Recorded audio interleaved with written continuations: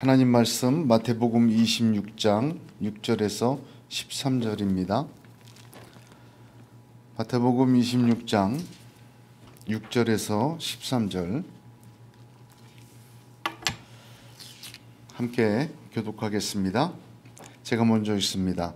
예수께서 베다니 나병 환자 시몬의 집에 계실 때에 한 여자가 매우 귀한 향유 한 옥합을 가지고 나와서 식사하시는 예수의 머리에 부으니 제자들이 보고 분개하여 이르되 무슨 의도로 이것을 허비하느냐.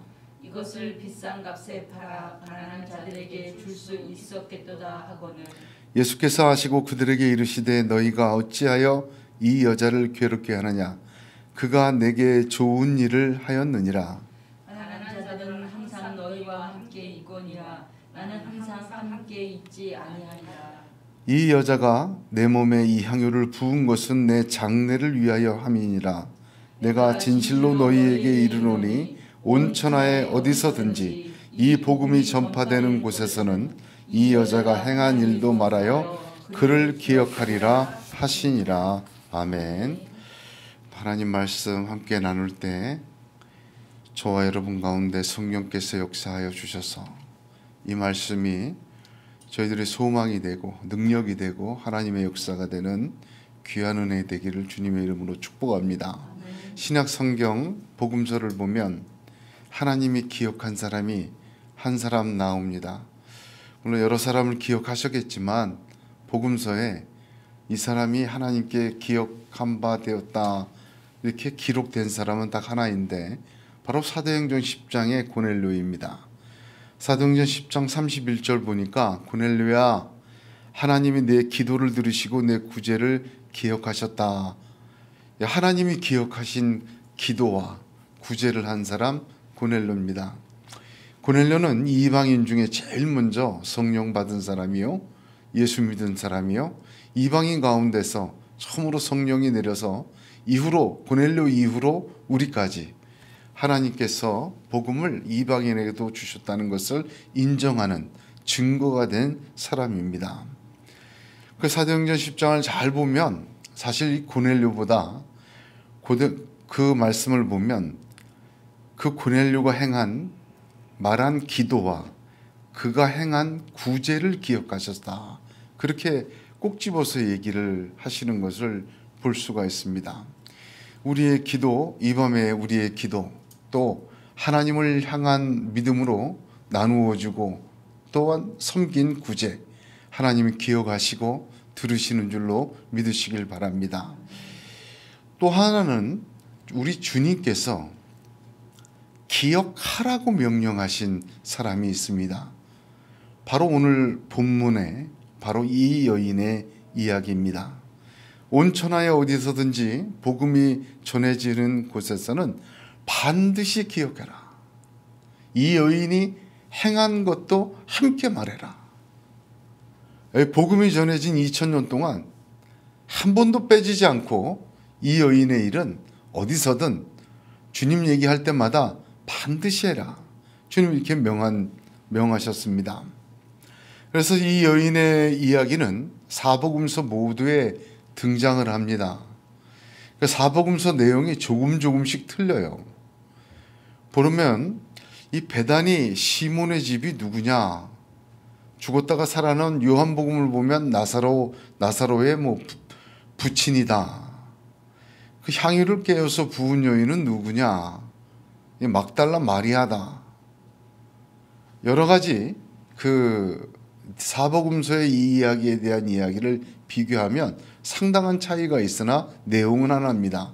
예수님께 향유를 부은 것 주님이 기억하라고 하셨고 복음이 전해지는 곳마다 말하라고 하신 것 이거 하나 공통점이에요. 근데 성경은 이렇게도 주님이 명하신 중요한 일인데 왜 이렇게 서로 다르게 어떤 사람은 막달라 마리아라고 얘기했다가 어떤 사람은 아니라고 오늘 마태복음을 보면 이름도 없어요. 그냥 여인이에요.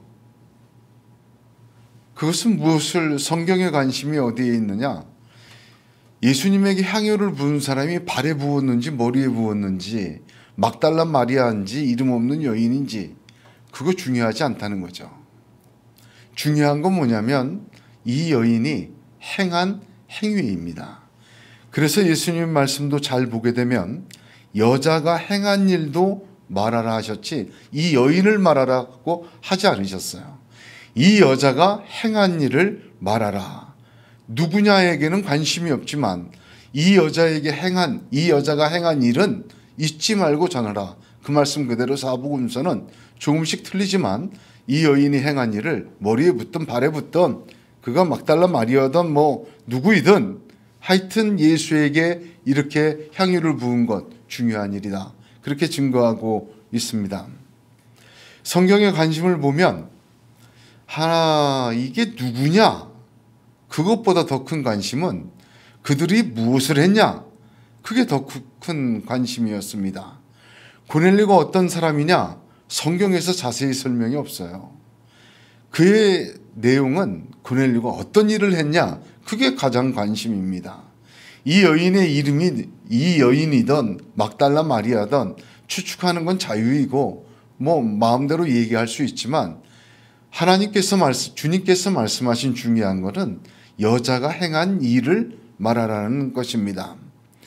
그래서 가만히 이 말씀을 깊이 생각해 보면 왜 이렇게 사람의 관심이 없고 그들이 행한 일에 관심이 있을까? 그것은 어느 시대나 이렇게 하나님의 뜻대로 구제하는 자를 하나님은 기억하신다. 이 여인, 이름도 밝혀지지 않는 마태복음의 이 여인, 주님의 장례를 준비하는 자, 어느 시대나 주님의 장례를 준비하는 성도 그 행위로 하나님께 기억된다. 그것을 성도들에게, 이 말씀을 읽는 자들에게 전해주는 것입니다. 그러므로 오늘 이 말씀 속에서 저와 여러분이 이 여인이 아니라 바로 내 이름을 여기다 집어넣으며 아무개가 예수의 몸에 옥합을 깨어 향유를 붓는 그러한 이 밤이 되시기를 주님의 이름으로 축복합니다. 제일 먼저 보게 되면 특이하게도 이 본문에 향유를 언제 부었는지를 무척 따지고 있습니다. 6절과 7절을 보면 6절에 보면 베다니 나병 환자 시몬의 집에 계실 때 시기를 첫 번째로 얘기를 하죠. 26장 2절을 보게 되면 너희가 아는 바와 같이 이틀이 지나면 유월절이라 인자가 십자가에 못 박히기 위하여 팔리리라 하셨습니다. 그러니까 이때는 달력의 시간표대로 절기의 시간표대로 보면 유월절을 이틀 앞둔 날이에요. 그 절기 시작하기 이틀 전 예수님께서 예루살렘에 입성하셔서 십자가에 죽으시기 바로 직전입니다. 바로 그 직전이에요. 베다니 나병 환자 시몬의 집에 계실 때라는 그 시간은 예수님께서 자신이 미리 말씀하신 십자가의 대속의 사건이 일어나기 바로 직전 이틀 전의 상황입니다. 그러므로 아직 말씀하시고 예고하신 십자가의 사건은 시작되질 않았어요. 일상생활 하시듯 잔치에 참석하셨던 것입니다. 그럼에도 그의 코앞에는 주님께서 이제 이틀이 지나고 내가 예루살렘에 들어가면서부터 내가 십자가에 죽고 대속한다라는 것을 말씀해 주신 예비하는 시간의 때입니다. 자, 두 번째는 7절을 보게 되면 특이하게도 식사하실 때 부었다고 얘기를 해요. 또 한 번 시간을 이야기합니다. 식사하다는 단어의 기본 의미는 비스듬히 눕다라는 뜻입니다. 유대인들은 잔치를 베풀었어요. 잔치를 베풀어서 그 잔치의 주빈들, 그 잔치의 주인들, 그 사람들은 아주 좋은 자리를 펴놓고 그 자리에 비스듬히 누워서 천천히 마음껏 식사를 먹고 마시며 담소를 나누고 교제를 했습니다. 주빈이 아닌 사람이 잔치에 초대받은 사람들은 비스듬히 눕지는 못하고 이렇게 똑바로 이렇게 바로 책상다리하고 앉아서 그 옆에서 식사를 먹었다고 해요. 자, 잔치의 모습이 상상이 되죠. 식사하실 때라는 말은 그 베다니에 그 시몬의 집에서 열린 잔치는 누구를 위한 잔치였다? 예수를 위한 잔치였습니다.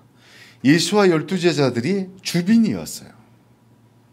아주 편안한 마음으로 예수와 함께 잔치할 때, 예수가 주빈이 되어 잔치할 때, 그때 이 여인이 향유를 부었다는 것입니다. 이 시간을 성경이 구체적으로 두 가지를 우리에게 보여주는 것은 주님에게 향유 옥합을 붓는 시간이 언제이냐, 대단히 깊은 영적인 교훈을 전해주고 있습니다. 우리는 지금 주님과 함께 잔치하고 있는 것과 마찬가지예요. 매 주일이 부활주일이잖아요. 매 주일이 작은 부활주일이요, 부활주일은 큰 부활주일입니다. 주님이 부활하신 날을 기념해서 주일날을 지내고 있잖아요. 이 주님께서도 천국을 이야기하시고 언제나 잔치를 이야기하십니다. 주일 예배 드리고 부활하신 주님과 함께 또한 예배하고 이 저녁에도 나와서 기도하고, 이게 다 하나님의 잔치자리입니다. 어떻게 보면 지금 우리는 참 은혜의 시대에 살고 있습니다. 하나님께서 독생자 예수 그리스도를 이 땅에 보내셔서 그로 말미암아 만백성 구원하시고 그를 주로 시인하고 영접하는 자는 다 구원하셨어요. 저와 여러분도 구원받았습니다. 그래서 여기서 그 부활하신 주님과 함께 잔치하고, 주님과 함께, 주님 안에, 주님은 우리 안에 먹고 마시며 함께 교제하고 마음껏 교제한다는 것, 얼마나 큰 하나님의 잔치인지 모릅니다. 예수님이 십자가에서 죽으심으로 제단 휘장이 위에서 아래로 찢어졌잖아요.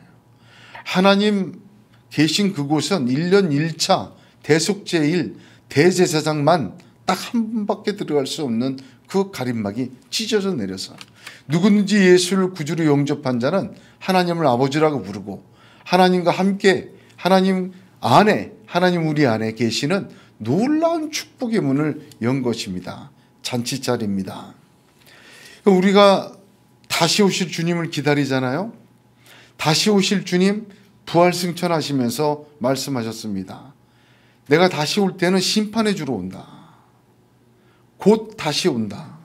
마치 유월절 이틀 전에 내가 다음 주면 십자가 지러 예루살렘에 들어간다 말씀하신 바로 그 시간, 이 잔치자리에서 말씀해 주신 그 시간, 바로 저와 여러분에게는 심판의 주로 다시 오마 약속해 주신 그 다시 오실 주님에 대한 말씀 똑같습니다.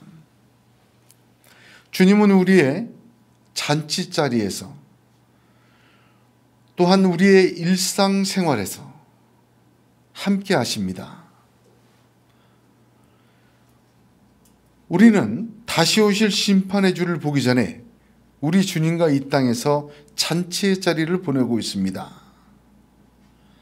바로 이 잔치자리에 있는 사람처럼, 이 잔치자리에 있는 사람에게 가장 기억되는 사람이 이 여인이 옥합을 깨어 예수에게 향유를 부은 것처럼, 지금 잔치자리에 살고 있는 우리에게 옥합을 깨어 부은 여인의 삶을 기억하라, 기념하라.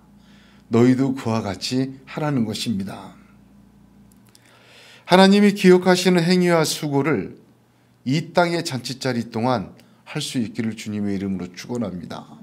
너무 중요하죠. 주님과 함께 교제하며 제자들처럼 가난한 자들을 생각하고 세상 전체를 생각하며 무엇이 옳은지 그른지 스스로 판단하고 그렇게 행하려고 하지 말고, 이 땅의 삶 가운데 주님하고 잔치하는 동안에 주님을 영화롭게 하고 주님 앞에 주님에게 내 향유 옥합을 들어 부을 수 있는 그런 기회를 가지시고 그런 믿음을 가지시길 바랍니다. 하나님이 기억하십니다. 예수님은 제자들이 책망을 했어요. 이 여인이 행한 일을, 야, 그거 팔이면 300데나리온이나 되어서 가난한 자에게 나누어 줄 수 있었도다. 근데 예수님은 그들을, 오히려 제자들을 만류하시며 그가 내게 좋은 일을 하였느니라 하였습니다.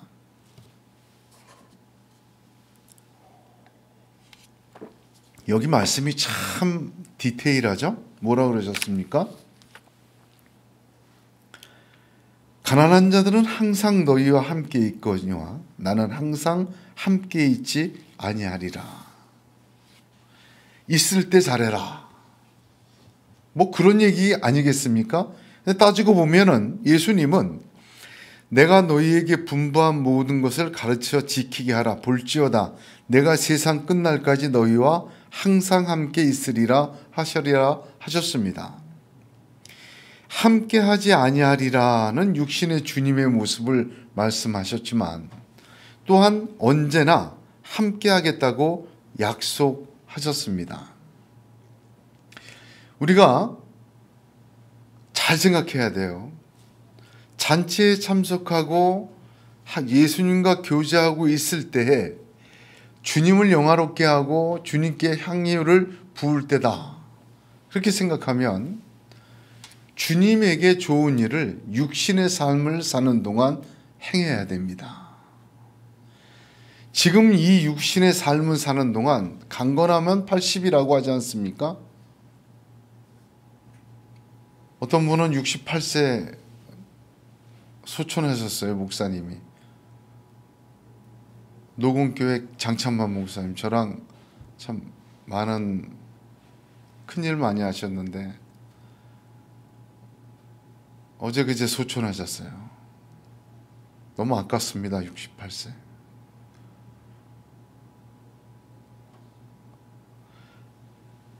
그 두고 보면 우리 지금 이 땅을 사는 육신의 삶, 항상 주님과 함께 있는 게 아닙니다. 잔치자리에 주님과 함께 있는 삶이 아닙니다. 몇 년이 지날지 모르지만 우리가 육신에 있을 때, 이 땅에서 부활하신 주님과 함께 잔치자리에 있을 때 주님에게 좋은 일을 해야 됩니다. 그게 사는 기회예요.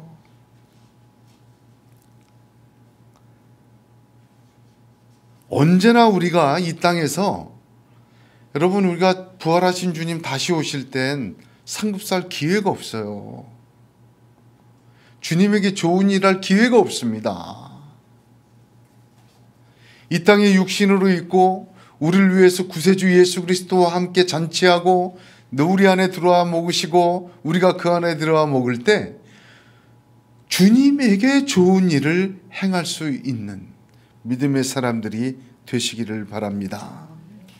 기름은 신랑이 오시기 전에 준비하는 것입니다. 그렇습니다. 우리가 주님에게 좋은 일 할 수 있는 것은 항상이 아닙니다. 이렇게 어쩌면 편안하게, 어쩌면 감사하게 예배드리고 기도하고 마음껏 찬양하고 마치 잔치자리처럼 주님과 함께 일상 속에서 비스듬히 누워 그와 함께 먹고 그와 함께 즐길 때, 그때가 바로 주님에게 좋은 일을 행할 가장 필요하고 또한 적절한 기회라, 그렇게 주님은 이야기하십니다. 그가 내게 좋은 일을 하였느니라. 저와 여러분도 그럴 수 있기를 바랍니다.